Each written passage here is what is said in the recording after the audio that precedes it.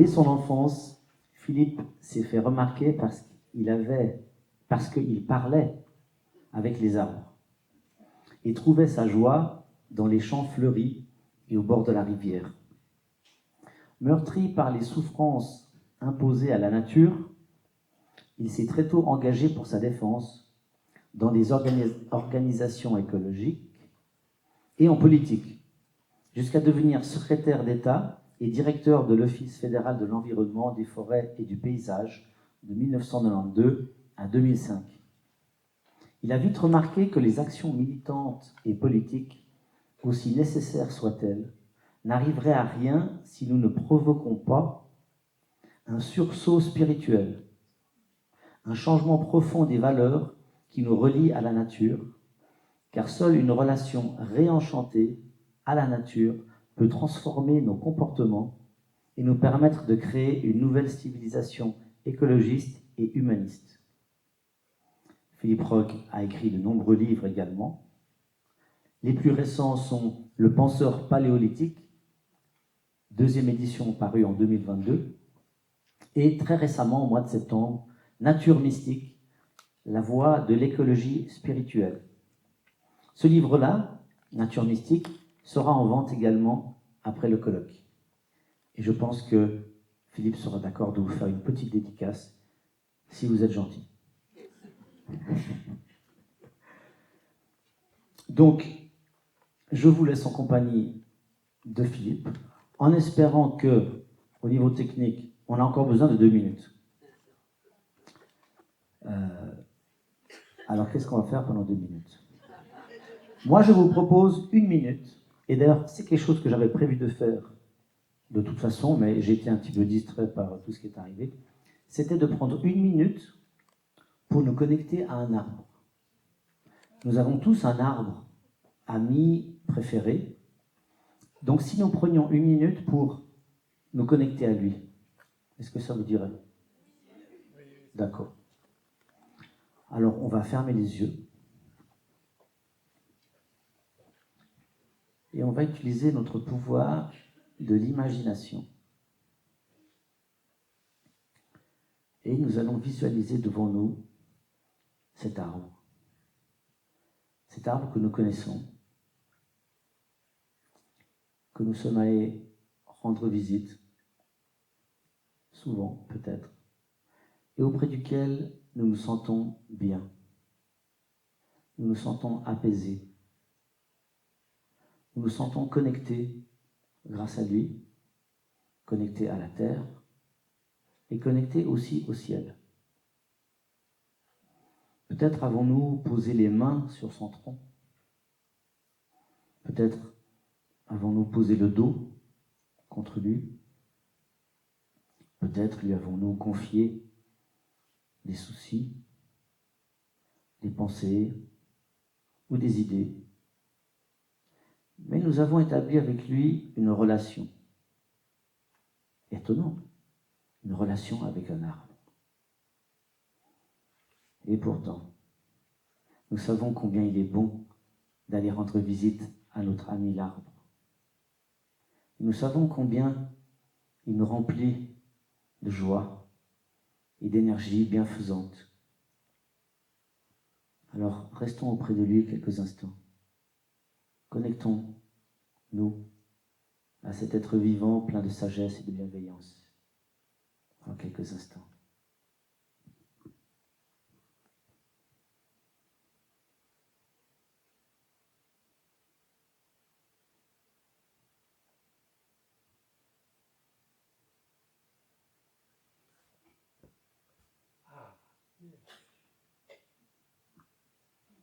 Alors, un autre miracle.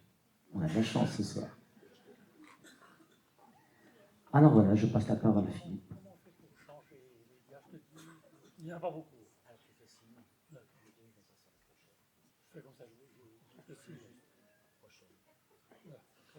Il n'y en aura pas beaucoup, ne vous inquiétez pas.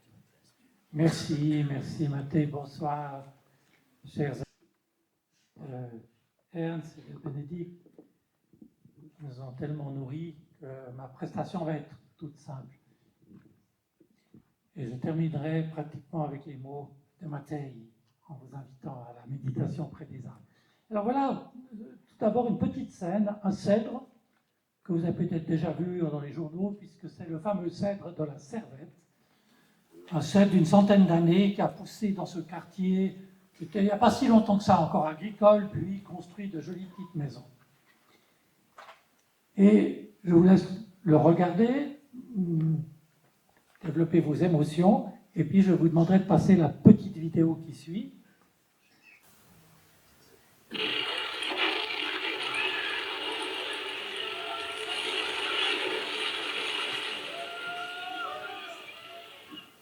cèdre de la Servette n'est plus. L'arbre centenaire a été tronçonné un peu après 11 heures ce matin. Les habitants sont abattus.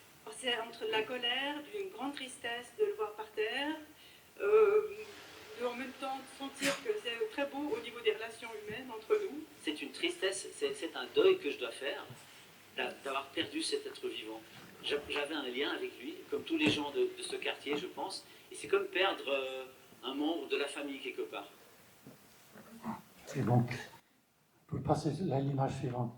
Alors voilà ce que je vais vous montrer, parce que avec la conscience que nous prenons de plus en plus quand même de la valeur des arbres en ville, on inaugure à Genève une semaine du climat, où on dit qu'il faut planter des arbres en ville. Comment est-ce qu'une telle action est aujourd'hui possible? Pour moi, c'est inimaginable, avec des arguments économiques. Alors, on peut passer l'image suivante. N'est-ce pas? Oui, il y avait un promoteur, il y avait des promesses, etc. Mais par rapport à un être vivant, à un ami, comme le dit Mattei, comment est-ce qu'on peut abattre cet ami au cœur de la ville pour des raisons purement économiques? Eh bien, c'est que malheureusement, la perception que la plupart des personnes, et je dirais des décideurs de ce pays, qu'ils soient économiques ou financiers, c'est une perception purement économique.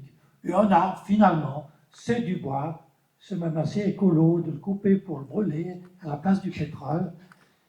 Et c'est bien ce qui m'attriste. Alors, ce que j'aimerais faire avec vous, maintenant, c'est un tour de ce que j'appelle les 5 valeurs ou les 5 regards que nous pouvons avoir sur un arbre pour augmenter notre perception de l'arbre en tant qu'être vivant, en tant que totalité vivante. Alors après la valeur économique, il y a une valeur un peu supérieure qui est la valeur écologique. Petit dessin, et ça montre toutes les valeurs de l'arbre pour l'équilibre de la planète, pour le climat, pour le cycle de l'eau. On a parlé de l'Amazone tout à l'heure de manière tout à fait intéressante. La production d'humus, la biodiversité. Ça, c'est déjà une valeur plus large de l'arbre. Je peux vous assurer que dans mes fonctions internationales, j'étais dans beaucoup de conférences, de négociations, j'ai eu beaucoup de peine à faire passer l'idée que la forêt, les arbres, sont essentiels pour assurer le cycle de l'eau. Parce que le jour où, on l'a vu pour l'Amazonie de manière tout à fait forte tout à l'heure, mais par contre, n'est-ce pas, quand la pluie tombe, si elle tombe sur un sol dénudé, il va y avoir de l'érosion, s'il y a beaucoup de pluie, on le voit d'ailleurs. Quand il y a l'eau qui arrive enfin, c'est des inondations et puis la destruction des cultures, au lieu que ce soit justement un bonheur de recevoir l'eau qui va, grâce à l'arbre, pénétrer dans la terre et puis être redistribuée de manière douce dans les nappes phréatiques, les rivières, pour servir à tous nos besoins. Donc cette valeur écologique est déjà quelque chose qui est au-dessus de ce qui est souvent perçu dans nos sociétés. Et puis, il y a encore toute une série de valeurs. Si on veut passer le suivant, ça sera là pour résumer au fond la totalité de ce que je vais essayer de vous dire. Donc après la valeur économique, la valeur écologique, j'ai ajouté la valeur émotionnelle, on l'a évoqué ce soir déjà. C'est une valeur énorme, n'est-ce pas? Parce que par l'émotion, ce que nous percevons, ce que nous échangeons, c'est déjà beaucoup plus qu'un calcul de la quantité de bois ou même du cycle de l'eau. Ça touche au plus profond de notre être, de notre cœur, et cette relation émotionnelle est essentielle. Et ça, c'est une chose qui m'agace profondément dans les commentaires des situations politiques. Il va y avoir une votation. Oh, mais ça va être une votation émotionnelle, comme si c'était un péché. Ben non! Heureusement qu'une partie de nos citoyennes et citoyens, et vous en êtes, j'en suis sûr, ne font pas qu'un raisonnement mathématique avant de prendre une décision. La portée d'un arbre, waouh! Rien que ça devrait nous empêcher de couper le fameux cèdre de la cervelle. Et puis alors j'ajoute ensuite ce que j'appellerais la valeur philosophique. Ce que je mets là-dedans, c'est un peu ce que toutes les grandes cultures, on a parlé des aborigènes, ça c'est ceux qui ont le mieux compris notre relation au vivant, mais dans toutes les cultures, y compris les cultures spirituelles, l'arbre a souvent été un symbole très fort. La Bible avec l'arbre du jardin d'Éden, mais c'est aussi quelque chose, cette fonction de l'arbre, qui nous a beaucoup imprégné à travers les générations. Il a évoqué tout à l'heure Carl Gustav Jung, et lui, il a dit, mais l'arbre est un des archétypes de notre inconscient, parce que nous avons vécu, toute l'humanité, 300 000 ans, 400 000 ans, quand est-ce que l'humain a commencé? C'est à peu près 400 000 ans qu'il a maîtrisé le feu, toujours vécu en relation avec l'arbre. Et cet arbre qui lui a apporté protection, nourriture, beauté, s'est imprégné dans notre inconscient.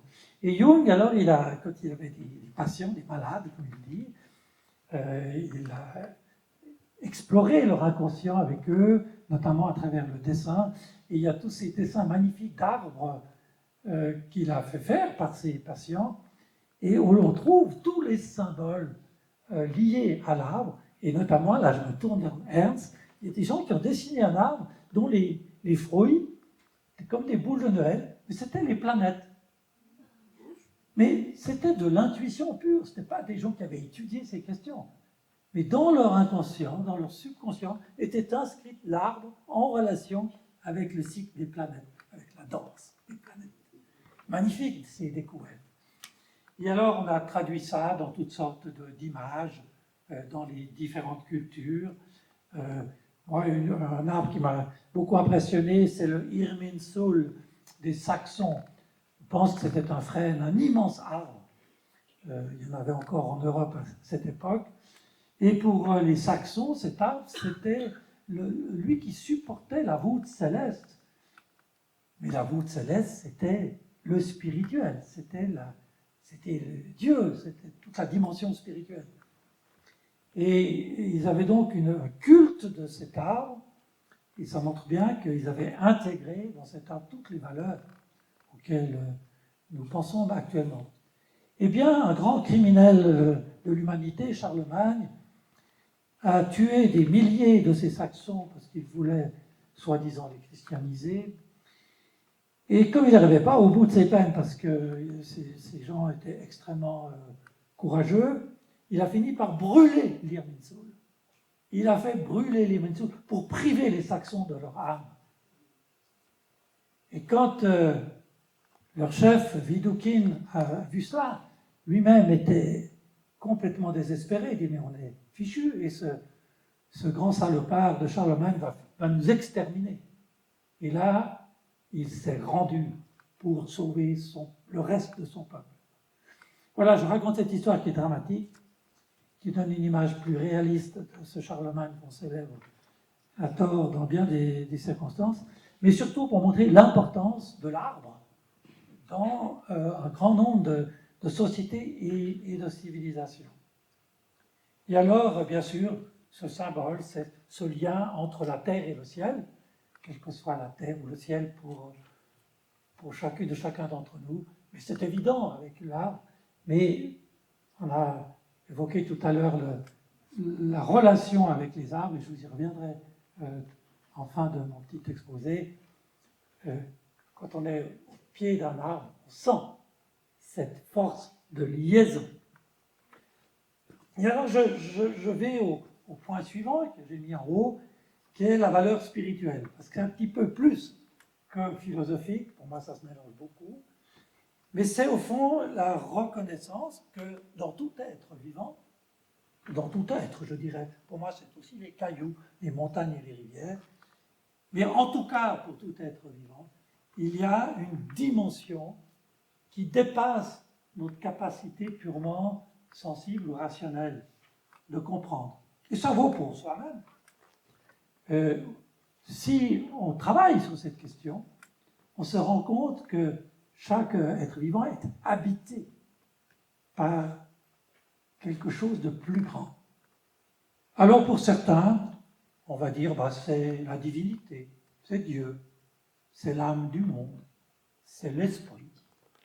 Ça m'est un peu égal finalement, chacun peut interpréter ces choses comme il ou elle l'entend. Mais ce qui est important, c'est que cette idée que tout est habité par un esprit. Vous savez, le philosophe Spinoza, lui, qui était juif d'origine, mais qui a développé une philosophie de relation à la nature, pour lui, tout le vivant, toute la nature était création divine, et le divin habite chacun des éléments, chacun des êtres vivants. Et que cela donne à chaque être une dimension divine et donc de respect.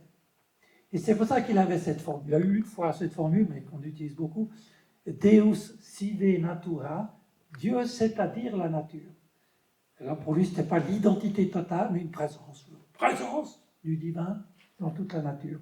Alors cette idée de l'unité, on parlait d'unité tout à l'heure du vivant, et de l'unité de la nature, de l'unité biologique, c'est devenu aujourd'hui évident sur le plan scientifique, unité aussi écologique, tout dépend de tout, et tout cet équilibre qui subsiste encore sur cette planète dépend de chacun de ces éléments, des connexions, et puis unité spirituelle qui donne encore plus l'idée d'une grande famille et de besoin de respect. Et là, j'aimerais citer, parce que il va sur ce plan-là réconcilier un petit peu avec l'Église catholique, le pape François, dans son Laudato Si, c'est le chapitre 86, où il dit, mais tous ces êtres, toute cette nature, toute cette terre, tous nous sommes enfants, dit-il, du même père, moi j'aurais dit de la même mère, et que c'est une grande famille. C'est quand même beau de voir ce chef de l'Église catholique dire ça. Et à ce moment-là, il dit, c'est la raison pour laquelle, lorsqu'un coin de terre à l'autre bout du monde se désertifie, ou qu'ailleurs une espèce disparaît, je le ressens comme une mutilation personnelle. Et voilà cette idée que c'est tellement une unité que nous sommes, faisons partie, et cette totalité fait partie de nous. Alors j'ai fait un peu le tour de ces 5 valeurs, et reviens au centre, ce qui nous ancre dans la tête, l'idée du soi. Parce que le grand intérêt d'avoir cette approche, et je vous invite, quand vous retournerez vers l'arbre que vous avez choisi tout à l'heure, ou n'importe quel autre, ou n'importe quel endroit de nature, d'essayer de repenser, de réobserver cet élément de nature avec ces 5 valeurs. Eh bien, vous vous rendrez compte, vous vivrez encore plus intensément qu'il s'agit en face de vous d'une totalité, d'un être total qui rassemble tout cela. Et que de même que vous-même, au-delà de votre personnalité, de vos soucis de tous les jours, vous êtes chacune et chacun un être profond. Et que tout au fond de cet être, il y a le fameux soi, encore Jung qui a développé ce concept, et qui est au fond l'essentiel de votre être. Eh bien, vous pouvez imaginer, lorsque vous aurez observé votre arbre, ou votre animal, ou votre rivière, ou votre plante, de la même manière, que cet être vivant a aussi un soi profond. Il y a toutes ces manifestations extérieures, mais qu'il y a aussi ce côté tout à fait essentiel. Et alors, ça c'est le philosophe norvégien Agnenes qui a développé cette approche.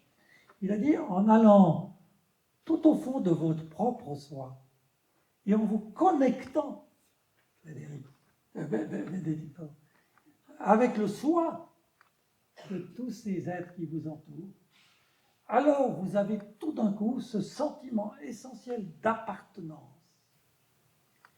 Et dit-il, et ça c'est très important pour l'écologie politique, il dit à ce moment-là, vous vivez une inclination naturelle à aimer et à vouloir protéger, puisque c'est une partie de vous-même que vous protégez par là.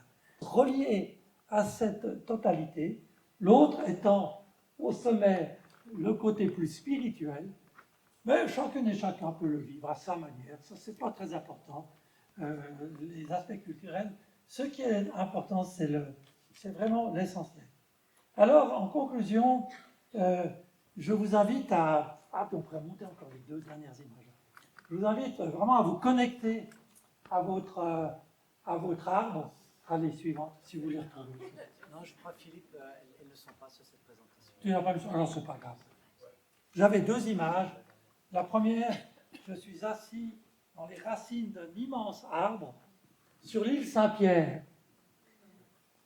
Je vais régulièrement à l'île Saint-Pierre pour célébrer mon maître, Jean-Jacques Rousseau, qui nous a inspiré beaucoup d'éléments de l'écologie actuelle.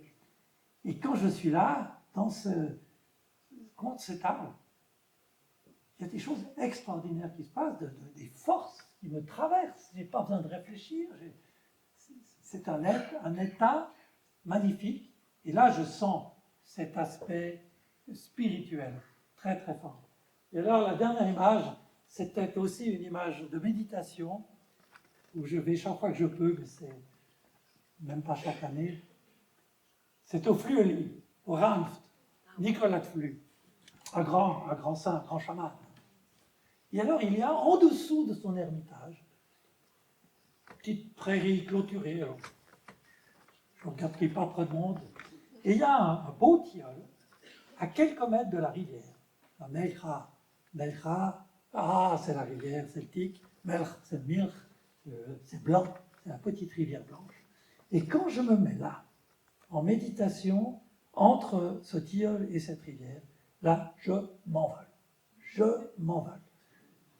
Il y a le souffle total. Et je suis convaincu que ce lieu est habité par l'âme de Nicolas et que cet arbre et cette forêt amplifient ce mouvement. Alors voilà des expériences que je peux faire qui, pour moi, rejoignent, on a évoqué la répétition des expériences comme preuve scientifique, pas seulement avec des appareils de mesure, mais l'expérience qui se renouvelle. Elle a aussi valeur de preuve. Alors moi, je vous invite à cultiver cela, à choisir votre arbre, à vous y rendre le plus possible, à passer à côté de lui quand vous pouvez, et à le regarder avec toutes ces dimensions qu'on a évoquées tout à l'heure, et de plus en plus connecter à toutes ces dimensions. Ça peut être simplement le voir, il est beau. Ça peut être plus profond. Et vous verrez qu'avec l'habitude, ça va devenir très facile, et que vous allez vraiment augmenter la dimension de votre vie, de votre espace. Et je vous souhaite vraiment beaucoup de bonheur à vivre cela. Merci beaucoup de votre attention.